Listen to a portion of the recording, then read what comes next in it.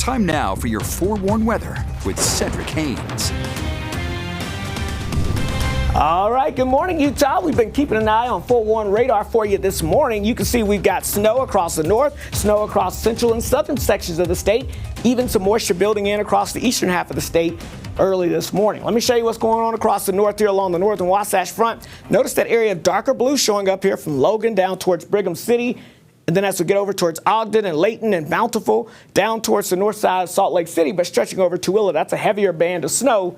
And we're seeing a few more bouts of accumulation with that activity as it makes its way on through the area. Let's zoom in towards Utah County here, where we've got some light snow showers from Heber City over towards Provo and Eagle Mountain. And that activity will continue to make its way through, and a little heavier burst of snow here as we get towards Tooele. So, again, we've got that snow coming down. For the most part, crews were able to get out there and pre-treat the main roads. So we're mainly dealing with some road slush out there this morning. But as you get up towards some of the higher elevations, that's where you may run into a little bit more activity showing up. So we've been watching that for you closely. As you look down towards the southern half of the state, Cedar City getting in on another band of moderate to heavy snow. That stretches back over towards north of Kanab as well. It's kind of pivoting in from the north and west. So that northwest flow making its way all the way down towards southwestern Utah as well. As we look at futurecasts, we've got that widespread snow from north to south across the area here, up and down the I-15 corridor for your morning commute. But as we get towards the afternoon hours, we start to see that narrowing down towards the I-15 spine. And then notice as we get towards the evening hours, a couple of isolated snow showers showing up here across the area. But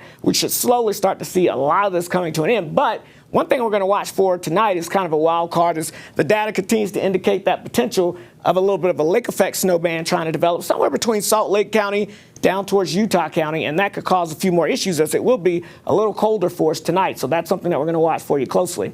As we look at the futurecast though by tomorrow morning, notice it's pretty quiet out there. So we see some improving conditions once we get towards the afternoon hours. As far as snow accumulations go, we've got again that potential of 1 to 2 feet in total for the southern Wasatch Mountains. We're looking at 6 to 12 for the north and central mountains, 5 to 10 for the Wasatch back above 5,500 feet, 4 to 8 inches for the benches, 2 to 5 in the southwest valleys, and about 2 to 5 for the Wasatch Front valleys as well. So again, a decent little event, and thankfully the roads are not terrible out there despite the big drop in temperatures, which are about 15 to 20 degrees colder in some spots compared to yesterday morning at this time. Of course, we know yesterday was a very mild day along the Wasatch Front. We made it into the mid-60s. Right now, we're seeing those temperatures down near freezing in many spots, and that will be the case as we go throughout today. So more widespread snow this morning, tapering off to some snow showers by midday, and then we'll just have a chance of a few isolated flurries and snow showers as we get towards the afternoon hours. But overall, we should be seeing things fizzling out quite a bit. But we're still not done with the precipitation.